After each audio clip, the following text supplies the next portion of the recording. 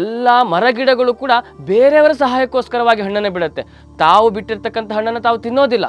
ಹಾಗಾಗಿ ಮರಗಿಡಗಳು ಕೂಡ ಬೇರೆಯವರಿಗೋಸ್ಕರವಾಗಿ ಬದುಕಿದೆ. ನದಿಯೂ ಅಷ್ಟೇ, ತನ್ನ ಸ್ವಾರ್ಥಕ್ಕಾಗಿ ಯಾವತ್ತೂ ಹರಿದಿಲ್ಲ. ನದಿ ಹರಿಯುವಂಥದ್ದು ಎಲ್ಲ ಜನರಿಗೂ ಕುಡಿಯುವುದಕ್ಕೆ ನೀರು ಸಿಗಲಿ ಅನ್ನುವಂತಹ ಕಾರಣದಿಂದ ನದಿ ಹರಿಯುತ್ತೆ. ಹಾಗೆಯೇ ಹಸುಗಳು, ದನಗಳು ಕೂಡ ಹಾಲು ಕೊಡುವುದು ಯಾವುದಕ್ಕೋಸ್ಕರವಾಗಿ? ತಾನು ಕುಡಿಯೋದಕ್ಕ ಅಲ್ಲ, ಎಲ್ಲರಿಗೂ ಕೂಡ ಹಾಲು ಸಿಗಲಿ ಅನ್ನುವಂತಹ ಕಾರಣದಿಂದ ದನವು ಹಾಲನ್ನು ಕೊಡುತ್ತೆ.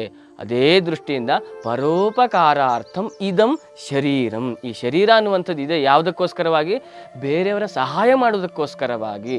ಹೇಗೆ ದಧೀಚಿ ಮಹರ್ಷಿ ದೇವತೆಗಳಿಗೆ ಸಂಕಷ್ಟ ಬಂದಾಗ ತನ್ನ ದೇಹವನ್ನೇ ತ್ಯಾಗ ಮಾಡಿದನೋ, ಅಷ್ಟು ನಮ್ಮ ಬಳಿ ಆಗಲಿಲ್ಲ ಅಂತಾದರೂ ಚಿಕ್ಕ ಪುಟ್ಟ ಸಹಾಯಗಳನ್ನು ಮಾಡಿ ಬೇರೆಯವರಿಗೆ ಉಪಕಾರವಾಗುವಂತಹ ರೀತಿಯಲ್ಲಿ ನಾವು ಬದುಕೋಣ ಅಂತ ಹೇಳ್ತಾ ಇವತ್ತಿನ ಕಾರ್ಯಕ್ರಮವನ್ನು ಇಲ್ಲಿಗೆ ಮುಗಿಸ್ತಾ ಇದ್ದೇನೆ. ಧನ್ಯವಾದಗಳು. ಸನಾತನ ಸಂಸ್ಕೃತಿ, ಹಿಂದೂ ಧರ್ಮ, ಸಂಪೂರ್ಣ ಹಿಂದೂ ಧರ್ಮದ ಕುರಿತಾಗಿ ಧರ್ಮವಾಹಿನಿ ಚಾನಲ್ ವೀಕ್ಷಣೆ ಮಾಡಿ, ಸಬ್ಸ್ಕ್ರೈಬ್ ಮಾಡಿ, ಸಪೋರ್ಟ್ ಮಾಡಿ.